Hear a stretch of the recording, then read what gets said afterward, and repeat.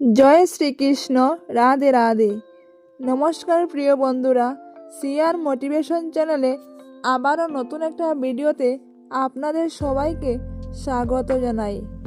বন্ধুরা, আপনারা কেমন আছেন? আশা করছি ভগবান শ্রীকৃষ্ণের কৃপায় আপনারা সবাই ভালোই আছেন। বন্ধুরা, এই পৃথিবীতে মানুষ জীবন শ্রেষ্ঠ জীবন। শাস্ত্র বলছে এই মানুষ জন্ম নেবার আগে বিভিন্ন যোনিতে ৮০ লক্ষ বার জন্ম নিতে হয়।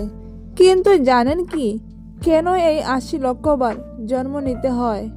এই বিভিন্ন জন্ম হয় মানুষের কর্ম অনুসারে। কিন্তু কোন কর্মের ফলে কোন যোনিতে জন্ম হয় সেটা কি জানেন? যে যেমন কর্ম করে সেই কর্ম অনুসারে বিধাতা তাকে সেই যোনিতে জন্ম দেয়। তার মধ্যে যেমন গাছপালা, পশু পাখি, কীটপতঙ্গ এবং বিভিন্ন প্রজাতির জন্ম। আবার যখন সেই সব জন্মে এই মানব জীবনে করা কর্মের ফল ভোগ করা হয়ে যায়, তখন আবার ভগবান আমাদেরকে এই মানব রূপে পৃথিবীতে পাঠান। ভগবান আমাদেরকে আরেকটা সুযোগ দেন যাতে আমরা ভালো ভালো কর্ম করে জন্ম মৃত্যুর চক্রাঘাত থেকে মুক্তি লাভ করতে পারি, যাতে আমাদের আর এই পৃথিবীতে কষ্ট যন্ত্রণা ভোগ করতে আসতে না হয়। আজকের এই ভিডিওতে আমি আপনাদের জানাবো গরুড় পুরাণ মতে কোন কর্মের ফলে মানুষ জন্মের পর কোন জন্ম লাভ করে। তার মধ্যে আজকে বিশেষ করে বলবো যে মানুষ এমন কি করলে তার পরের জন্ম কুকুর কুলে জন্ম নিতে হয়, অর্থাৎ কুকুর হয়ে তাকে জন্ম নিতে হবে। যে জন্মে তাকে দুঃখ, কষ্ট, যন্ত্রণার কথা বলতে চাইলেও বলতে পারবে না। মানুষ তাকে দেখলে ঘৃণা করবে, তাকে অবজ্ঞা করবে, তার প্রতি অত্যাচার করবে। বন্ধুরা, আপনাদের কাছে একটাই অনুরোধ, আপনারা ভিডিওটা স্কিপ না করে সম্পূর্ণরূপে দেখুন এবং আমার চ্যানেলে যারা নতুন তারা অবশ্যই সাবস্ক্রাইব করে আমার পাশে থাকবেন এবং ভিডিওটি যদি ভালো লাগে তাহলে অবশ্যই একটু লাইক করবেন এবং কমেন্ট বক্সে লিখবেন জয় শ্রীকৃষ্ণ। তো চলুন যাওয়া যাক আসল কথায়। আমরা মানুষ এই পৃথিবীর শ্রেষ্ঠ জীব। কেন শ্রেষ্ঠ জীব? কারণ এই পৃথিবীতে মানুষ ছাড়া যত জীবজন্তু আছে, গাছপালা আছে, তাদের কারোরই বিবেক, বুদ্ধি, বোধ, চেতনা জন্য কিছুই নেই। মানুষের সেই চৈতন্য আছে বলেই মানুষকে সর্বশ্রেষ্ঠ জীব বলা হয়। অন্যান্য জীবের সেটা নেই। তাই মানুষ জন্মে যে যেমন কর্ম করে সেই অনুসারে তার পরবর্তীতে তার জন্ম হয়। যেমন কুকুর জন্ম, মানুষ হয়ে কোন কর্ম করলে কুকুর জন্ম হয়। একদিন দেবর্ষি নারদ পৃথিবী লোক ভ্রমণ করে গিয়ে ভগবান বিষ্ণুকে বললেন, হে প্রভু, আমি এইমাত্র পৃথিবী লোক ঘুরে এলাম। সেখান থেকে ঘুরে আসার পর আমার মনের মধ্যে একটি প্রশ্ন তৈরি হয়েছে, যদি তার উত্তর দিয়ে আমাকে কৃতজ্ঞ করেন। ভগবান বিষ্ণু বললেন, কি প্রশ্ন? নির্দ্বিধায় আমাকে বলো। নারদ বললেন, হে প্রভু, মানুষ তার কর্ম অনুসারে জন্মগ্রহণ করে, কিন্তু আমার জানতে ইচ্ছা করছে মানুষ এমন কোন কর্ম করে তার পরবর্তী জীবনে সে কুকুর জন্ম লাভ করে। ভগবান বিষ্ণু নারদকে তখন ত্রেতা যুগের একটা ঘটনা বললেন এবং বললেন, এই ঘটনার ভিতরেই তোমার প্রশ্নের উত্তর লুকিয়ে আছে। তো চলুন বন্ধুরা, আমরাও সেই গল্পটি ভগবান বিষ্ণুর মুখ থেকে শুনে নেই। তাহলে আমরাও জানতে পারবো যে এমন কোন কর্ম করলে মানুষ পরবর্তী জীবনে কুকুর জন্ম লাভ করে। একদিন ভগবান শ্রী রামচন্দ্রের দরবারে একটি কুকুর কুড়াতে কুড়াতে এসে উপস্থিত হয়, কিন্তু সেই কুকুরটিকে ভেতরে ঢুকতে দেয় না দারোয়ান।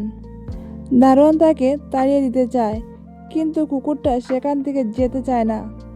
সে সেখানে বসেই কাঁদতে থাকে, কিন্তু দারোয়ান জোর জবরদস্তি করে তাকে মেরে তাড়িয়ে দেয়। এভাবে একদিন, দুদিন করে 3 দিন পার হয়ে যায়।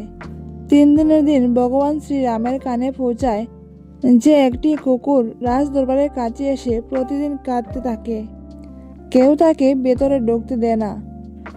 রাম রাজ্য বলা হয় এই কারণে, কারণ প্রভু শ্রী রামের রাজ্যে কেউ দুঃখী থাকে না, সবাই সুখে থাকে। তাই ভগবান রামচন্দ্র ভাবলেন, আমার রাজ্যে একজন অবলা জীব কেন কাঁদছে? তার কিসের কষ্ট, কি যন্ত্রণা? তিনি রক্ষীকে পাঠালেন সেই কুকুরটির কাছে। রক্ষী এসে কুকুরটিকে জিজ্ঞাসা করলো, তুমি কাঁদছো কেন? কুকুরটি তখন রক্ষীকে বলল, আমি কেন কাঁদছি সেটা তোমাকে বলবো না, আমি প্রভু শ্রী রামচন্দ্রকেই বলতে চাই। রক্ষী তখন রামচন্দ্রকে গিয়ে বলল কুকুর যা বলেছিল। রামচন্দ্র তখন রক্ষীকে বললেন, তুমি কুকুরটিকে নিয়ে ভেতরে এসো। যখন প্রহরী কুকুরটিকে গিয়ে বলল যে প্রভু তোমাকে ভেতরে যেতে বলেছে, তখন কুকুরটি বলল, না, আমি ভেতরে যাব না, কারণ আমার এই জন্মে বাড়ির ভেতরে প্রবেশ করা নিষেধ, মন্দিরে যাওয়া নিষেধ, রান্নাঘরে যাওয়া নিষেধ। আমি ঢুকলে সেখানে অপবিত্র হয়ে যাবে। তাই প্রভু শ্রী রামচন্দ্রকে বলো তিনি যেন এখানে এসে আমার সাথে দেখা করেন। এই কথা শোনার পর ভগবান শ্রী রামচন্দ্র নিজেই এলেন সেই কুকুরের সাথে সাক্ষাৎ করতে, বাড়ির বাইরে অর্থাৎ রাজপ্রাসাদের বাইরে। এসে তিনি কুকুরকে জিজ্ঞাসা করলেন, তুমি এভাবে কাঁদছো কেন? কুকুর তখন বলল, হে প্রভু, আমি অবলা এক জীব। আমি আমার কষ্টের কথা প্রকাশ করতে পারি না, আমার দুঃখের কথা কাউকে বলতে পারি না, শুধুমাত্র তোমায় ছাড়া। তাই তোমার কাছে এসেছি আমার কষ্টের কথা জানাতে, আমার দুঃখের কথা জানাতে।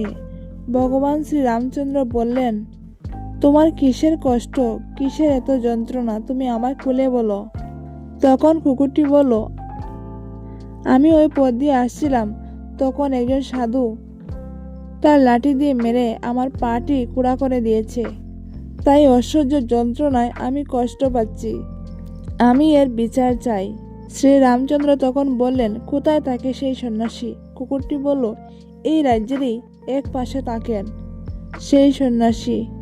তখন প্রভু রামচন্দ্র সৈনিক দ্বারা সেই সন্ন্যাসীর খোঁজ করলেন এবং তাকে ধরে নিয়ে আসতে আদেশ দিলেন।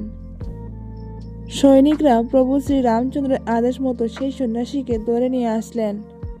রাজসভা আসতেই প্রভু শ্রী রামচন্দ্র সেই সন্ন্যাসীকে জিজ্ঞাসা করলেন, হে সন্ন্যাসী ঠাকুর, আপনি কি এই কুকুরটির পায়ে আঘাত করে তার পাটি কুড়া করে দিয়েছ? সন্ন্যাসী ঠাকুর বললেন, আমি যখন ভিক্ষা করে আমার ভিক্ষার ঝুলি নিয়ে বাড়ির দিকে এগিয়ে যাচ্ছিলাম, তখন এই কুকুরটি আমার ভিক্ষার ঝুলিতে মুখ দিয়েছিল। আমি তাই রাগের বশবর্তী হয়ে একটি লাঠি দিয়ে তার পায়ে আঘাত করি এবং সে কুড়া হয়ে যায়। তখন প্রভু শ্রী রামচন্দ্র বললেন, কুকুর এক অবলা জীব, যে তার কষ্টের কথা, তার ক্ষুধার কথা কাউকে বলতে পারে না। ক্ষুধার বশবর্তী হয়ে হয়তো সে আপনার ভিক্ষার ঝুলিতে মুখ দিয়েছিল, এতে তার কোনো অপরাধ হয়নি, কিন্তু আপনি যেহেতু তাকে আঘাত করেছেন, তাকে কষ্ট যন্ত্রণা দিয়েছেন, তার একটা পা খোঁড়া করে দিয়েছেন, এর জন্য আপনি অন্যায় করেছেন। তখন সন্ন্যাসী ঠাকুর বললেন, তাহলে এর বিচার কি হবে মহারাজ? তখন প্রভু শ্রী রামচন্দ্র কুকুরকে জিজ্ঞাসা করলেন, বলো, এই সন্ন্যাসী তোমাকে বিনা অপরাধে কষ্ট দিয়েছে, তাই এনাকে শাস্তি দেওয়ার অধিকার তোমার আছে, তুমি এনাকে কি শাস্তি দিতে চাও? তখন কুকুরটি বলল, হে প্রভু, আমি চাই এই সন্ন্যাসী ঠাকুরকে কোনো এক মঠের প্রদান করে দিতে, উনি যেন সেই মঠের প্রধান হয়ে যান। কুকুরের কথা মতো প্রভু শ্রী রামচন্দ্র সেই সন্ন্যাসীকে একটি মঠের প্রদান করলেন। কিন্তু কুকুরের এই শাস্তি বিধানে সমগ্র রাজ্যবাসী তথা শ্রী রামচন্দ্র অবাক হয়ে যান। সবাই তখন ওই কুকুরকে জিজ্ঞাসা করেন, যে মানুষটি তোমাকে বিনা অপরাধে কষ্ট দিল, তোমাকে আঘাত দিল, তুমি সেই মানুষটিকে একটা মঠের প্রদান কেন করতে চাইলে? এর কারণ কি, উদ্দেশ্য কি? তখন কুকুরটি বলল, এর কারণ মানুষ যখন ক্ষমতা পায় তখন তার ক্ষমতার অপব্যবহার করে। এই সন্ন্যাসী যে মঠের প্রধান হয়েছে, প্রধান হওয়ার পর তার মনের মধ্যে লোভ লালসা উৎপন্ন হবে, তার মধ্যে অহংকার তৈরি হবে, আর এই অহংকারের ফলে সে বিভিন্ন অন্যায় কাজ করবে, যেমন দুর্নীতি করা, অন্যের সম্পত্তি নিজের আয়ত্ত করা, অন্যকে অত্যাচার করা, নিজের জ্ঞানের অহংকার করা, মানুষকে মানুষ বলে না ভাবা, তার সঙ্গে অত্যাচার করা, জুলুম করা, শোষণ করা, এই সমস্ত কিছুই তিনি করতে আরম্ভ করবেন। আর এর ফলে তার পরবর্তী জন্মে ওই সন্ন্যাসী কুকুর হয়ে জন্ম নেবেন।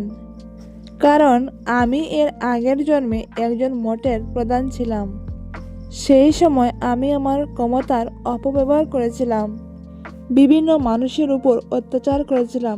আমার জ্ঞানের অহংকার বশত আমি কাউকে মানুষ বলেই ভাবতাম না, কাউকে আমি ভালোবাসতে পারতাম না। সেই মঠে যত রকমের সম্পত্তি ছিল তা সব নিজের নামে করে নিয়েছিলাম। নিজের কর্তৃত্ব ফলানোর জন্য মানুষকে অবজ্ঞা করা, নিজের পদতলে মানুষকে রাখা, এই বিভিন্ন ধরনের অন্যায় কাজ আমি করেছিলাম। তাই মৃত্যুর পর বিধাতা আমাকে এই কুকুর জন্মে পাঠিয়েছেন, যাতে এই জন্মে আমি সেই কর্মফল ভোগ করতে পারি। তাই বন্ধুরা, যারা অহংকারী হন, যারা মানুষকে মানুষ বলে ভাবেন না, যারা অন্যের উপর অন্যায় করেন, অন্যকে অত্যাচার করে অন্যের সম্পত্তি দখল করেন, গরুড় পুরাণ অনুসারে সেই সব মানুষের জন্ম পরবর্তী জন্মে কুকুর জন্ম হয়।